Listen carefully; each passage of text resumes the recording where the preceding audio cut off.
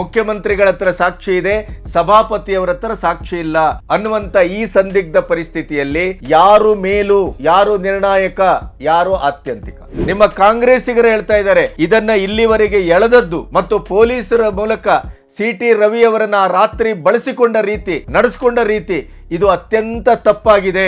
ರಾಷ್ಟ್ರಪತಿ ದ್ರೌಪದಿ ಮುರ್ಮು ಅವರನ್ನ ನೀವು ವೇದಿಕೆಯಲ್ಲಿ ಅವಳು ಅಂತ ಏಕವಚನದಲ್ಲಿ ಬಳಸಿದ್ದೀರಿ. ರಾಷ್ಟ್ರಪತಿಯವರಿಗೆ ಏಕವಚನವನ್ನು ಬಳಸುವುದು ಸಂವಿಧಾನಿಕವೇ, ಕಾನೂನಾತ್ಮಕವೇ, ಸೌಜನ್ಯವೇ? ಅದಾನಿ ಅಂತ ಬಾವುಟ ಹಿಡ್ಕೊಂಡು ಇಲ್ಲಿ ಏನೋ ಒಂದು ಪ್ರಪಗಾಂಡ ಮಾಡ್ಲಿಕ್ಕೆ ಹೊರಡ್ತೀರಿ. ನಾಚಿಕೆ ಆಗಬೇಡ. ಇವತ್ತು ಅದೇ ಅಟಾರ್ನಿ ಜನರಲ್ ರಾಜೀನಾಮೆ ಕೊಟ್ಟಿದ್ದಾರೆ. ಏನ್ ಹೇಳ್ತೀರಿ ಇದಕ್ಕೆ? ನಾನು ಕೇಳ್ತೇನೆ, ಸಿ.ಟಿ. ರವಿ ಅವರು ತಪ್ಪೋ ಒಪ್ಪೋ ಏನೋ ಅದೀಗ ತನಿಖೆಯಲ್ಲಿದೆ. ಆದ್ರೆ ಸಿ.ಟಿ. ರವಿ ಅವರ ಮೇಲೆ ಅಕ್ರಮವಾಗಿ ಈ ರೀತಿ ದುಂಡಾವರ್ತಿಯನ್ನ, ಗೂಂಡಾಗಿರಿಯನ್ನ ಮಾಡಿದವರ ವಿರುದ್ಧ ನೀವು ಯಾಕೆ ಆಕ್ಷನ್ ತಗೊಳ್ತಾ ಇಲ್ಲ?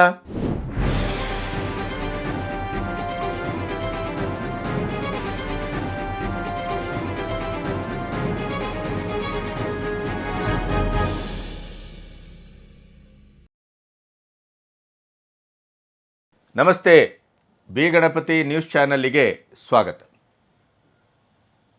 ಕಲಬುರಗಿ ವಿಮಾನ ನಿಲ್ದಾಣದಲ್ಲಿ ನಿನ್ನೆ ಮುಖ್ಯಮಂತ್ರಿ ಸಿದ್ದರಾಮಯ್ಯನವರು ಪತ್ರಕರ್ತರನ್ನು ಉದ್ದೇಶಿಸಿ ಮಾತಾಡಿದರು. ಅದರಲ್ಲಿ ಬಹಳ ಮುಖ್ಯವಾದಂಥ ಎರಡು ಮಾತುಗಳನ್ನು ಇಟ್ಟುಕೊಂಡು ಯಾವುದು ಅವಾಚ್ಯ, ಯಾವುದು ಅಶ್ಲೀಲ, ಯಾವುದು ಅನಾಗರಿಕ, ಯಾವುದು ಅಸಂವಿಧಾನಿಕ, ಯಾವುದು ಅಕ್ರಮ, ಕಾನೂನಿನ ಬಾಹಿರ, ಈ ಎಲ್ಲ ವಿಚಾರಗಳ ಬಗ್ಗೆ ನಿಮ್ಮೊಟ್ಟಿಗೆ ಇವತ್ತು ಚರ್ಚೆ ಮಾಡಬೇಕು. ಇಲ್ಲಿಯವರೆಗೆ ನನ್ನ ಚಾನಲನ್ನು ಸಬ್ಸ್ಕ್ರೈಬ್ ಮಾಡದೇ ಇದ್ದರೆ ದಯವಿಟ್ಟು ಬೆಲ್ ಐಕಾನ್ ಒತ್ತಿ ಸಬ್ಸ್ಕ್ರೈಬ್ ಮಾಡಿ, ಸ್ವತಂತ್ರ ಪತ್ರಿಕೋದ್ಯಮಕ್ಕೆ ಬೆನ್ನಾಗಿ ನಿಲ್ಲಿ. ಸಿ.ಟಿ. ರವಿಯವರ ಬಗ್ಗೆ ಈಗಾಗಲೇ ಕೆಲವು ವಿಡಿಯೋಗಳಲ್ಲಿ ನಾವು ಪ್ರತಿಪಾದಿಸಿದ್ದೇವೆ. ಏನು? ಸಿ.ಟಿ. ರವಿ ಅಂತ ಒಬ್ಬ ಸುಸಂಸ್ಕೃತ ರಾಜಕಾರಣಿ, ಅನುಭವಿ ರಾಜಕಾರಣಿ, ಹಲವು ಅಧಿಕಾರಗಳ ಮೂಲಕ ಕೇಂದ್ರದಲ್ಲೂ ಮತ್ತು ರಾಜ್ಯದಲ್ಲೂ ಕೆಲಸ ಮಾಡಿದಂಥ ಸಿ.ಟಿ. ರವಿಯವರ ಬಾಯಿಂದ ಇಂಥ ಶಬ್ದಗಳು ಹೊರಡಲಾರದು. ಸಾರ್ವಜನಿಕ ವೇದಿಕೆಯಲ್ಲಿ ಹೇಗೆ ವರ್ತಿಸಬೇಕು ಅನ್ನುವಂಥ ಕನಿಷ್ಠ ಮಟ್ಟದ ಒಂದು ಚಾರಿತ್ರಿಕತೆಯನ್ನೋ, ಸಂಯಮವನ್ನೋ, ಚೌಕಟ್ಟನ್ನೋ ಹೊಂದಿರದಂಥ ಒಬ್ಬ ಅನಾಗರಿಕ ವ್ಯಕ್ತಿ ಸಿ.ಟಿ. ರವಿ ಅಲ್ಲ.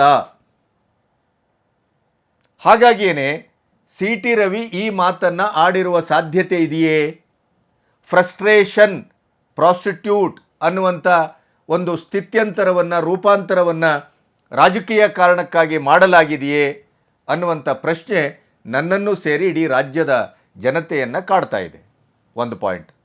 ಒಮ್ಮೆ ಅವರು ಆ ಥರದ ಶಬ್ದವನ್ನು ಬಳಸಿದ್ದಾರೆ ಅಂತಾದರೆ ಅವರಿಗೆ ಕಠಿಣಾತಿ ಕಠಿಣ ಶಿಕ್ಷೆ ಆಗತಕ್ಕದ್ದು.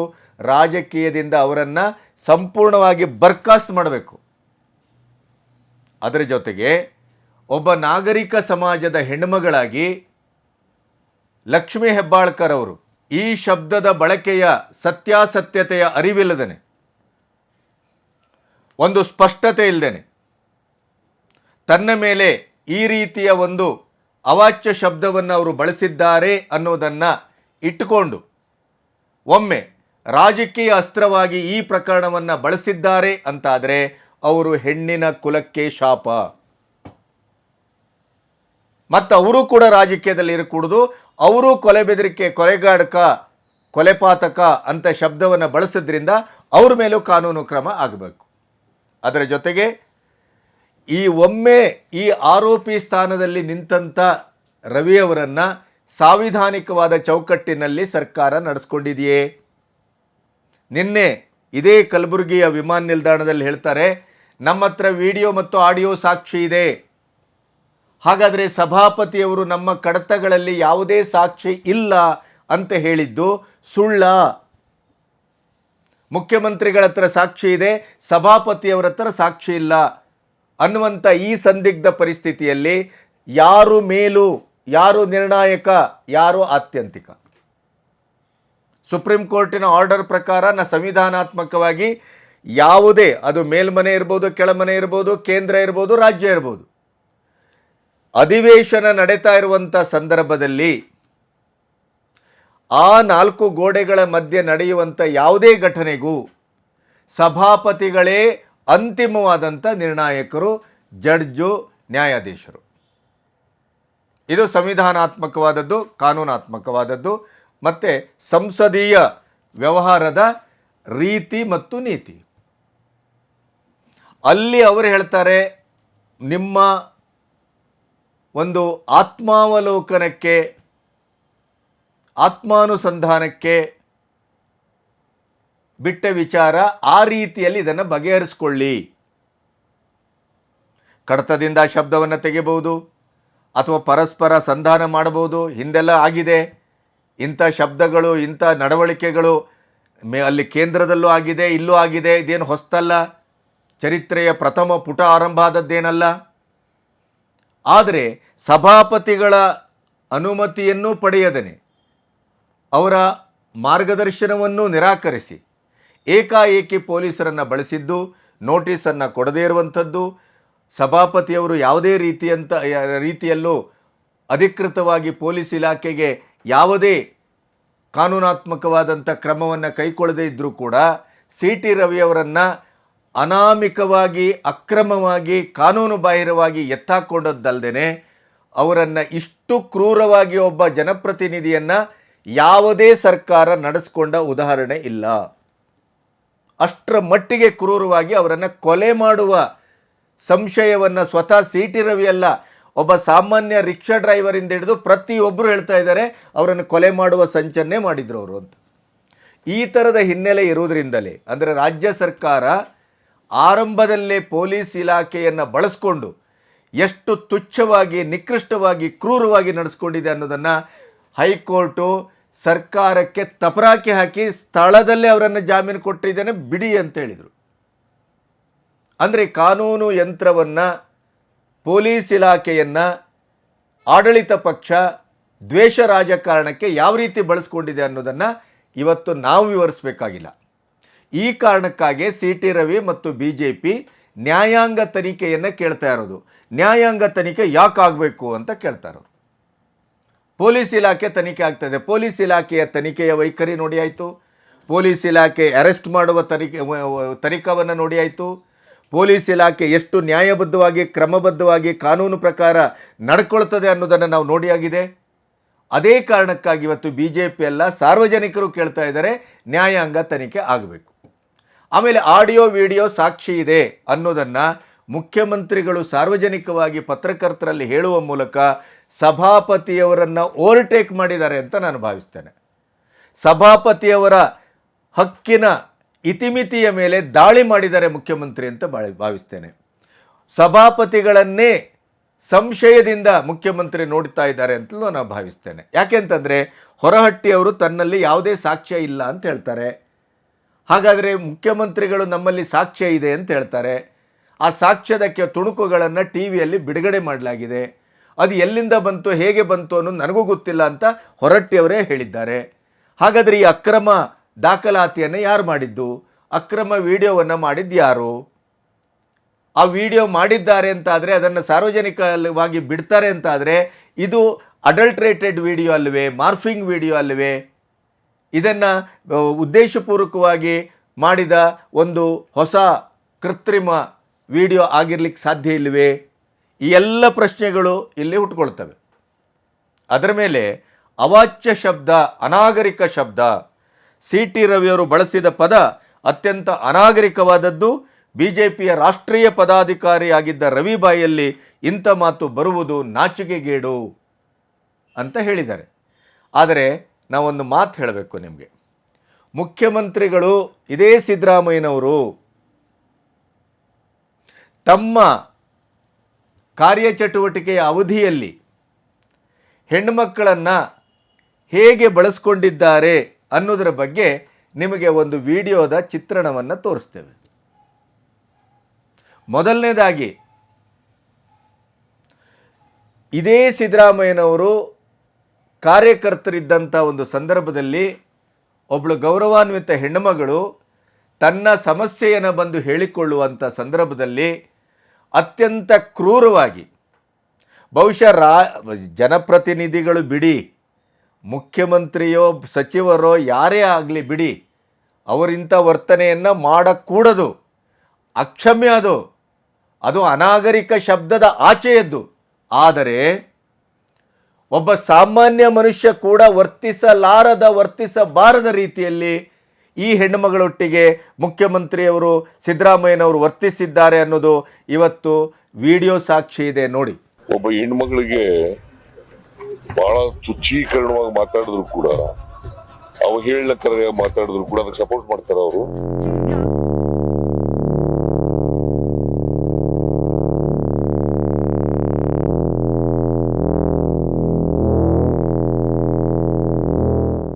ಇದು ಅವಾಚ್ಯವೋ, ಅನಾಗರಿಕವೋ, ಅಥವಾ ಸುಶೀಲವೋ, ಸುಸಂಸ್ಕೃತವೋ, ಸಚ್ಚಾರಿತ್ರ್ಯವೋ, ಒಬ್ಬ ಹಿರಿಯ ರಾಜಕಾರಣಿ, ಅನುಭವಿ ರಾಜಕಾರಣಿ, ಜನಾನುರಾಗಿ, ಮಾಸ್ ಲೀಡರ್, ಸುದೀರ್ಘವಾದ ರಾಜಕಾರಣದಲ್ಲಿರುವಂಥ, ಅಧಿಕಾರದಲ್ಲಿರುವಂಥ, 14 ಬಾರಿ ಬಜೆಟ್ ಮಂಡಿಸಿದಂಥ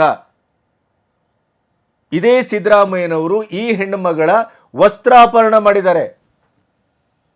ಎದೆಗೆ ಕೈ ಹಾಕಿ ಬಟ್ಟೆಯನ್ನು ಎಳೆದು ಬಿಸಾಡ್ತಾರೆ, ಅವಾಚ್ಯ ಶಬ್ದಗಳನ್ನು ಬಳಸ್ತಾರೆ, ಇಡೀಯದಾಗಿ ರೌಡಿಸಮ್ ಅಂತರ ಅಲ್ಲಿ ವರ್ತಿಸ್ತಾರೆ. ಇದು ಯಾವ ವರ್ತನೆ? ಇದು ನಾಗರಿಕ ಸಮಾಜದ ವರ್ತನೆಯ? ಸಾರ್ವಜನಿಕ ಒಂದು ಇದರಲ್ಲಿ ಏನು ಸ್ಥಾನ ಮಾನ ಗೌರವದಲ್ಲಿದ್ದಂಥ ವ್ಯಕ್ತಿಯ ವರ್ತನೆ ಏನು? ಇದು ಯಾವುದು ದರ್ಜೆದ್ದು? ಇದರ ಮೇಲೆ ಯಾಕೆ ಕೇಸ್ ಆಗಿಲ್ಲ? ಇದರ ಮೇಲೆ ಯಾಕೆ ವಿಚಾರಣೆ ಆಗಿಲ್ಲ? ಇದು ಸಭ್ಯ ಅಂದರೆ ನೀವು ಕಾಂಗ್ರೆಸ್ನವರು ಏನು ಬೇಕಾದರೂ ಮಾಡ್ಬೋದು, ಮಹಿಳೆಯರೇ ಎದೆಗೂ ಕೈ ಹಾಕ್ಬೋದು, ಬಟ್ಟೆಯನ್ನು ಕಿತ್ತು ಬಿಸಾಡ್ಬೋದು, ಆಡಬಾರದ ಮಾತಿನಲ್ಲಿ ಅವ್ರ ಮೇಲೆ ಬೈಬಹುದು. ಆಮೇಲೆ ಇಡೀ ಬಾಡಿ ಲ್ಯಾಂಗ್ವೇಜ್ ನೋಡಿ, ಇನ್ನೊಂದು ಸ್ವಲ್ಪ ಹೊತ್ತು ಹೋದರೆ ಕಪಾಳ ಮೋಕ್ಷ ಮಾಡ್ತಾ ಇದ್ರೇನೋ ಅಂತ ಅನ್ನಿಸುವಷ್ಟರ ಮಟ್ಟಿಗೆ ಇದಿದೆ. CT ರವಿ ಅವರಿಗೆ ಮಾತಾಡುವಂಥ ಯಾವ ನೈತಿಕತೆ ಇದೆ ಸಿದ್ದರಾಮಯ್ಯನವರೇ ನಿಮಗೆ ಹೇಳಿ? CT ರವಿ ಅವರಿಗೆ ಮಾತಾಡುವ ಯಾವ ನೈತಿಕತೆ ಇದೆ? ಇಲ್ಲಿ ಯಾವುದೇ ರೀತಿಯಲ್ಲಿ ಇವತ್ತಿನವರೆಗೂ ಸಭಾಪತಿಯವರು ಹೇಳಿದ್ದಾರೆ ನಮ್ಮ ಹತ್ರ ದಾಖಲೆ ಇಲ್ಲ. ನಿಮ್ಮ ಕಾಂಗ್ರೆಸ್ಸಿಗರು ಹೇಳ್ತಾ ಇದ್ದಾರೆ ಇದನ್ನು ಇಲ್ಲಿವರೆಗೆ ಎಳೆದದ್ದು ಮತ್ತು ಪೊಲೀಸರ ಮೂಲಕ CT ರವಿ ಅವರನ್ನು ಆ ರಾತ್ರಿ ಬಳಸಿಕೊಂಡ ರೀತಿ, ನಡೆಸಿಕೊಂಡ ರೀತಿ ಇದು ಅತ್ಯಂತ ತಪ್ಪಾಗಿದೆ, ಮುಂದೆ ಇದಕ್ಕೆ ಬೆಲೆ ತೆರಬೇಕಾಗತ್ತೆ ಅಂತ ನಿಮ್ಮದೇ ಕಾಂಗ್ರೆಸ್ಸಿನ ಧುರೀಣರೇ ಪಬ್ಲಿಕ್ಕಲ್ಲಿ ಹೇಳ್ತಾ ಇದ್ದಾರೆ. ನಿಮ್ಮ ಸಚಿವ ಸಂಪುಟದಲ್ಲಿ ಹಿಂದೆ ಕಾನೂನು ಮಂತ್ರಿ ಆಗಿದ್ದವರು, ಅದರ ಜೊತೆಗೆ ಜಾರಕಿಹೊಳಿ ಅಂತವರು ಸಚಿವರು ಎಲ್ಲರೂ ಇದೇ ಮಾತನಾಡ್ತಾ ಇದ್ದಾರೆ.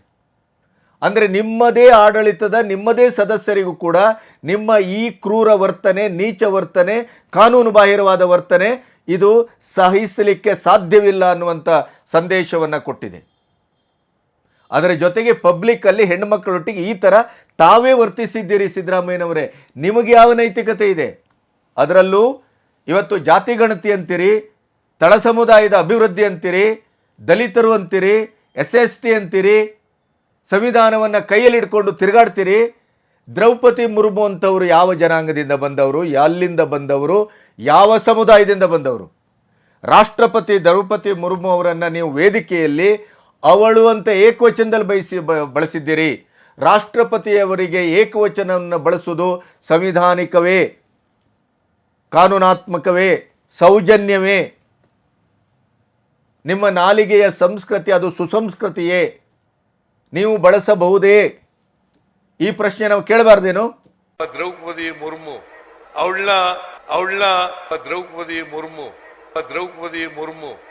ಅವಳನ್ನ ಪಾರ್ಲಿಮೆಂಟ್ ಉದ್ಘಾಟನೆ ಮಾಡಕ್ ಕರೀಲಿಲ್ಲ. ದುರಂತ ಅಂದ್ರೆ ನಿಮ್ಮ ಮೇಲೆ ಯಾರು ಕೇಸ್ ಹಾಕಿಲ್ಲ. ಅದೇ ನೀವು ಇದನ್ನೇ BJPಯವರು, ಜನತಾದಳದ ಕುಮಾರಸ್ವಾಮಿ ಅವರು ಇದೇ ಶಬ್ದವನ್ನು ಬಳಸಿದ್ರೆ ನೀವೇನು ಮಾಡ್ತಿದ್ರಿ? ಇಡೀ ರಾಜ್ಯವ್ಯಾಪಿ ದೇಶವ್ಯಾಪಿ ಚಳವಳ ಮಾಡ್ತಿದ್ರಿ. ಅಮಿತ್ ಶಾ ಅವರು ಆಡಬಾರದ ಮಾತನ್ನು ಎಂದೂ ಆಡಿಲ್ಲ, ಅಂಬೇಡ್ಕರನ್ನು ಅವಮಾನ ಮಾಡಿಲ್ಲ. ಈಗಾಗಲೇ ಮಾಧ್ಯಮಗಳಲ್ಲಿ ನೀವು ಕಟ್ ಆ್ಯಂಡ್ ಪೇಸ್ಟ್ ಮಾಡಿದ ಕಾಂಗ್ರೆಸ್ಸಿನ ಪ್ರಣೀತ ವಿಡಿಯೋ, ನಿಮ್ಮ ರಾಜಕೀಯ ತೆವಲನ್ನು ತೀರಿಸಿಕೊಳ್ಳಿಕ್ಕೆ ನೀವು ಮಾಡಿದ ವಿಡಿಯೋ ಮತ್ತು ಅವರು ರಾಜ್ಯಸಭೆಯಲ್ಲಿ ಮಾಡಿದ ನೈಜವಾದಂಥ ಭಾಷಣದ ವಿಡಿಯೋ ಎರಡೂ ಪ್ರಕಟ ಆಗಿದೆ. ಪ್ರಧಾನಿಯವರೇ ಬಿಟ್ಟಿದ್ದಾರೆ ಅದನ್ನು. ಆದರೂ ಕೂಡ ಈಗ ಜಿಲ್ಲಾ ಮಟ್ಟದಲ್ಲಿ ಹೋರಾಟ ಮಾಡ್ತೇವೆ, ರಾಜ್ಯವ್ಯಾಪಿ ಹೋರಾಟ ಮಾಡ್ತೇವೆ. ನಿಮಗೆ ಬೇರೆ ಕೆಲಸನೇ ಇಲ್ಲ ರೀ. ನಿಮಗಾಗ್ಬೋದು, ರಾಹುಲ್ ಗಾಂಧಿ ಅವ್ರಿಗಾಗ್ಬೋದು, ನಿಮ್ಮ ಕಾಂಗ್ರೆಸ್ಸಿಗರಿಗೆ ಧೂಳೆಬ್ಬಿಸೋದು, ಗಲಭೆ ಎಬ್ಬಿಸೋದು, ಬೆಂಕಿ ಹಚ್ಚೋದು, ಆಮೇಲೆ ಇಡೀ ಅರಾಜಕತೆಯನ್ನು ಸೃಷ್ಟಿಸೋದು, ಆಡಳಿತ ಪಕ್ಷದ ಮೇಲೆ ಒತ್ತಡವನ್ನು ತರೋದು ಬಿಟ್ಟರೆ ನೀವು ಇದೇ ಸದನದಲ್ಲಿ ಅಥವಾ ಇದೇ ಸಂಸತ್ತಿನ ಅಧಿವೇಶನದಲ್ಲಿ ಅದಾನಿ ಅದಾನಿ ಅದಾನಿ ಅಂದ್ರಲ್ಲ, ಅದಾನಿಯವರ ಮೇಲೆ ಯಾರು ಕೇಸ್ ಹಾಕಿದ್ರೋ ಅದೇ ಅಟಾರ್ನಿ ಜನರಲ್ 2 ದಿನದ ಹಿಂದೆ ರಾಜೀನಾಮೆ ಕೊಟ್ಟು ಹೋಗಿದ್ದಾರೆ ಅಮೆರಿಕದಲ್ಲಿ. ಜೋ ಬೈಡನ್ ಸರ್ಕಾರ 4 ವರ್ಷದಲ್ಲಿ ಅದಾನಿಯವರನ್ನು ಯಾವ ಕಾರಣಕ್ಕಾಗಿ ಟಾರ್ಗೆಟ್ ಮಾಡಿತ್ತು ಅನ್ನೋದನ್ನು ಈಗಾಗಲೇ ವಿದೇಶಿ ಮಾಧ್ಯಮ ಸಂಪೂರ್ಣವಾಗಿ ಬಿಚ್ಚಿಟ್ಟಿದೆ. ಅದಾನಿಯ ಬೆಳವಣಿಗೆ ಭಾರತದ ಬೆಳವಣಿಗೆ, ಆರ್ಥಿಕವಾದ ಬೆಳವಣಿಗೆ. ಅದಾನಿಯನ್ನು ಹೊಡೆದರೆ ಭಾರತದ ಆರ್ಥಿಕತೆಯನ್ನು ಹೊಡೆಯಬಹುದು ಅನ್ನುವಂಥ ಅಮೆರಿಕದ ಸಂಚು 56 ವರ್ಷ ಆಳದಂಥ ಕಾಂಗ್ರೆಸ್ಸಿಗರಿಗೆ ನಿಮಗೆ ಅರ್ಥ ಆಗೋದಿಲ್ಲ ಅಂತ ಆದರೆ ಅದಾನಿ ಅದಾನಿ ಅಂತ ಬಾವುಟ ಹಿಡ್ಕೊಂಡು ಇಲ್ಲಿ ಏನೋ ಒಂದು ಪ್ರಪಗಾಂಡ ಮಾಡಲಿಕ್ಕೆ ಹೊರಡ್ತೀರಿ. ನಾಚಿಕೆ ಆಗಬೇಡ. ಇವತ್ತು ಅದೇ ಅಟಾರ್ನಿ ಜನರಲ್ ರಾಜೀನಾಮೆ ಕೊಟ್ಟಿದ್ದಾರೆ. ಏನು ಹೇಳ್ತೀರಿ ಇದಕ್ಕೆ? ಇಂಥ ಒಂದು ಸುಳ್ಳಿನ ಸಂತೆಯನ್ನು, ಸುಳ್ಳಿನ ಕರ್ಮಕಾಂಡವನ್ನು ಸೃಷ್ಟಿಸುವ ನಿಮಗೆ ಯಾವ ನೈತಿಕತೆ ಇದೆ? ಇಡೀಯದಾಗಿ ಅನಾಗರಿಕವಾಗಿ ವರ್ತಿಸ್ತೀರಿ. ಆ ಒಂದು ಅಕ್ಷಮ್ಯವಾದ ವರ್ತನೆಯ ಕಾಂಗ್ರೆಸ್ಸಿನ ವರ್ತನೆ ಆಗಿದೆ. ಒಂದು ಹೆಣ್ಣುಮಗಳು, ಇನ್ನೊಂದು 3ನೇ ಪ್ರಕರಣ, ಒಂದು ಹೆಣ್ಣುಮಗಳು ಸಣ್ಣವಳು ನಿಮಗೊಂದು ಗುಲಾಬಿ ಕೊಡ್ತಾಳೆ ವೇದಿಕೆಯಲ್ಲಿ, ಅದನ್ನು ತಗೊಂಡು ಆಮೇಲೆ ಬಿಸಾಡ್ತೀರಿ. ಏನ್ರಿ ನಿಮ್ಮ ಸಂಸ್ಕೃತಿ ಇದು? ಅಂದರೆ ಬಾಯಲ್ಲಿ ಒಂದು ಶಬ್ದವನ್ನು ಮಾತಾಡಿದ್ದು ಮಾತ್ರ ಅವಾಚ್ಯನ, ಅನಾಗರಿಕನ ವರ್ತನೆ ಯಾವುದಾದ್ರೂ ಚಿಂತೆ ಇಲ್ವಾ? ಹೆಣ್ಮಕ್ಳ ಎದೆ ಕೈ ಹಾಕ್ಬೋದು. ದ್ರೌಪದಿ ಮುರ್ಮು ಅಂತವರಿಗೆ ಏಕವಚನದಲ್ಲಿ ನಿಮ್ಮನೆ ಆಳಂತರ ಮಾತಾಡ್ಬೋದು. ಅದೇ ನಿಮ್ಮ ಮಿಸ್ಸಸ್ಸಿಗೆ ಯಾರೋ ಒಬ್ಬ ಅವನು ಪ್ರಶ್ನಿಸಬಹುದಾದ ರೀತಿಯಲ್ಲಿ ಪ್ರಶ್ನಿಸಿದ್ದಾನೆ, ತಕ್ಷಣ ಅವನನ್ನು ಅರೆಸ್ಟ್ ಮಾಡಿ ಒಳಗಾಕಿದ್ರಿ. ಇನ್ನು ಸಿ ಟಿ ರವಿಗೆ ಈ ಥರ ಹಿಂಸೆ ಕೊಟ್ಟವರು ನಿಮ್ಮ ಶ್ರೀಮತಿಯವರಿಗಿನ್ನ ಅವನು ಪ್ರಶ್ನಿಸಿದ ಹುಡುಗನಿಗೆ ಇನ್ನು ಯಾವ ರೀತಿ ಚಿತ್ರಹಿಂಸೆ ಕೊಟ್ಟರೋ ದೇವರಿಗೆ ಗೊತ್ತು. ಅವ ಅಮಾಯಕ. ಒಬ್ಬ ವಿಧಾನ ಪರಿಷತ್ತಿನ ಸದಸ್ಯರಿಗೆ ಈ ರೀತಿ ನೀವು ಕರಾಳ ರಾತ್ರಿಯನ್ನು, ಜೀವಭಯವನ್ನು ತೋರಿಸ್ತೀರಿ ಅಂತ ಆದರೆ ಎನ್ಕೌಂಟರ್ ಮಾಡುವಂಥ ಸಾಧ್ಯತೆಯ ಎಲ್ಲ ಲಕ್ಷಣಗಳು ಅಲ್ಲಿ ಬೀಭತ್ಸವಾಗಿ ಕಾಣ್ತಾ ಇದೆ. ಅಂಥದ್ದನ್ನು ತೋರಿಸ್ತೀರಿ ಅಂತ ಆದರೆ ಸಾಮಾನ್ಯರಿಗೆ ಏನು ಕತೆ? ನಿಮ್ಮ ಬ್ರದರ್ಸ್ ಮಾತ್ರ ಸುಖವಾಗಿದ್ದಾರೆ ಇಲ್ಲಿ ಕರ್ನಾಟಕದಲ್ಲಿ. ನಿಮ್ಮ ಬ್ರದರ್ಸ್ ಮಾತ್ರ ಸುಖವಾಗಿದ್ದಾರೆ. ಅವ್ರು ಏನು ಬೇಕಾದ್ರೂ ಮಾಡಬಹುದು. ಜೂಜಾಡಿ ಇಬ್ರಾಹಿಂ ಅನ್ನುವಂಥ ಹುಡುಗ ಅಲ್ಲಿ ಪಾಂಡವಪುರದ ಹತ್ರ ಬಂದು ವೃದ್ಧರನ್ನು ಕತ್ತರಿಸಿ ಹೋಗಿದ್ದಾನಲ್ಲ, ಈಗ ಅವನ ಹೆಸರಿನಲ್ಲಿ ಇಬ್ರಾಹಿಂ ಅಂತ ಇರೋದ್ರಿಂದ ಅವನಿಗೆ ಸರ್ವರಕ್ಷಣೆಯೂ ಸಿಗ್ತದೆ. ಬರ್ಕೊಡ್ತೇನೆ ನಾನು. ಅವನು ಬೀಭತ್ಸವಾಗಿ ಕೊಲೆ ಮಾಡಿದ್ದನ್ನು ನೋಡಿಬಿಟ್ರೆ ಅವನನ್ನು ಅಲ್ಲೇ ಕೊಚ್ಚಾಕಬೇಕು ಅಂತ ಅನಿಸ್ತದೆ. ಆದರೂ ಅವನಿಗೆ ರಾಜಾತ್ಯತ್ಯ ಸಿಗುತ್ತೆ. ಈಗಲೇ ಬರ್ಕೊಡ್ತೇನೆ ನಾನು. ಯಾಕಂದರೆ ದೇ ಆರ್ ಅವರ್ ಬ್ರದರ್ಸ್. ನೀವು ಹೇಳಿದ್ದಲ್ಲ ಡಿ ಕೆ ಶಿ. ಅದಕ್ಕಾಗೇ ಸಿ ಟಿ ರವಿ ಅವರು ಕೇಳ್ತಾ ಇದ್ದಾರೆ, ನನ್ನನ್ನು ಬಂಧಿಸಿದ ಕ್ರಮವನ್ನು ನೀವು ಕಾನೂನಾತ್ಮಕವಾಗಿ ಮಾಡಿಲ್ಲ, ಆದ್ದರಿಂದ ನಾವು ನ್ಯಾಯಾಂಗ ತನಿಖೆಯನ್ನು ಕೇಳ್ತಾ ಇದ್ದೇವೆ, ಹಕ್ಕುಚ್ಯುತಿಯನ್ನು ಮಂಡಿಸ್ತೇವೆ, ಮಾನವ ಹಕ್ಕು ಆಯೋಗಕ್ಕೂ ಹೋಗ್ತೇವೆ. ಅದರ ಜೊತೆಗೆ ನಾವು ಬೆಳಗಾವಿ ಚಲೋ ಕಾರ್ಯಕ್ರಮಕ್ಕೂ ಮುಂದಾಗ್ತಾ ಇದ್ದೇವೆ. ಯಾಕೆಂದರೆ ಸಿ ಟಿ ರವಿ ಬೆಳಗಾವಿಯಿಂದ ಬಚಾವಾಗಿ ಬಂದಿದ್ದೇ ಒಂದು ಮಿರಾಕಲ್ಲು, ಆಶ್ಚರ್ಯ ಅನ್ನುವಂಥ ಒಂದು ಮಾತಿನ ಹಿಂದೆ, ಡಿ ಕೆ ಶಿ ಅವರು ಅದರಲ್ಲೂ ಉಪಮುಖ್ಯಮಂತ್ರಿಗಳು ಆಡಿದ ಮಾತಿನ ಹಿಂದೆ ಯಾವ ರೀತಿಯ ಸಂಜ್ಞೆಗಳಿದೆ ಅದು ನಾವು ಇವತ್ತು ಪ್ರಶ್ನಿಸಬೇಕಾಗಿದೆ. ಅದರ ಜೊತೆಗೆ ನನ್ನನ್ನು ಅಲ್ಲಿ 3 ಕಡೆ ಸುವರ್ಣ ವಿಧಾನಸೌಧದ ಒಳಗಡೆ ಮತ್ತು ಹೊರಗಡೆ ನನ್ನನ್ನು ಕೊಲ್ಲುವ ಪ್ರಯತ್ನ ಆಯಿತು. ಅಂಥ ದಾಂಡಿಗರು, ರೌಡಿಗಳು, ಅವರ ವಿರುದ್ಧ ನಾನು ಇದನ್ನು ದೂರು ಕೊಟ್ಟಿದ್ದೇನೆ. ಇವತ್ತಿನವರೆಗೂ FIR ಹಾಕಿಲ್ಲ, ಇವತ್ತಿನವರೆಗೂ ಅವರನ್ನು ಬಂಧಿಸಿಲ್ಲ. ಯಾಕೆ? ನಾನು ಕೇಳ್ತೇನೆ, ಸಿ ಟಿ ರವಿಯವರು ತಪ್ಪೋ ಒಪ್ಪೋ ಏನೋ ಅದೀಗ ತನಿಖೆಯಲ್ಲಿದೆ. ಆದರೆ ಸಿ ಟಿ ರವಿಯವರ ಮೇಲೆ ಅಕ್ರಮವಾಗಿ ಈ ರೀತಿ ದುಂಡಾವರ್ತಿಯನ್ನು, ಗೂಂಡಾಗಿರಿಯನ್ನು ಮಾಡಿದವರ ವಿರುದ್ಧ ನೀವು ಯಾಕೆ ಆ್ಯಕ್ಷನ್ ತಗೊಳ್ತಾ ಇಲ್ಲ? ಸಭಾಪತಿಯವರ ಇತಿಮಿತಿಯನ್ನು, ಸಭಾಪತಿಯವರ ಇಡೀ ಚೌಕಟ್ಟನ್ನು, ಸಭಾಪತಿಯವರ ಗೌರವದ ಆವರಣವನ್ನು ಮೀರಿ ನೀವು ಪೊಲೀಸರನ್ನು ಬಳಸಿ ಏಕಾಏಕಿ ಗಂಟೆಯೊಳಗಡೆ ಸಿ ಟಿ ರವಿಯನ್ನು ಎತ್ಕೊಂಡು ಹೋದ್ರಿ. ಕೊಡಬಾರದ ಹಿಂಸೆಯನ್ನು ಕೊಟ್ರಿ. ಇಡೀ ನಾಗರಿಕ ಜಗತ್ತು ಕ್ಯಾಕರ್ ಸುಗಿತಾ ಇದೆ. ನಿಮ್ಮ ಪಕ್ಷದವರೇ ಉಗಿತಾ ಇದ್ದಾರೆ. ಆ ರೀತಿಯಲ್ಲಿ ಮಾಡಿದವರು ಈ ಸಿ ಟಿ ರವಿ ಅವ್ರ ಮೇಲೆ ಇಷ್ಟು ದಾಳಿ ಮಾಡಲಿಕ್ಕೆ ಹೊರಟಂಥವ್ರ ಮೇಲೆ ಅವರು ದೂರು ಕೊಟ್ಟಾಗಲೂ ಕೂಡ ನೀವು ಯಾಕೆ ಬಂಧಿಸಿಲ್ಲ? ನಿನ್ನೆ ಸಂಡೇ ಅವರು ಪತ್ರಿಕಾಗೋಷ್ಠಿಯಲ್ಲಿ ಹೇಳಿದ ಮಾತಿದು, ಇಲ್ಲಿವರೆಗೂ ಬಂಧನ ಆಗಿಲ್ಲ, ಈ ವಿಡಿಯೋ ಪ್ರಕಟ ಆಗುವಲ್ಲಿವರೆಗೂ ಬಂಧನ ಆಗಿಲ್ಲ. ಯಾಕೆ?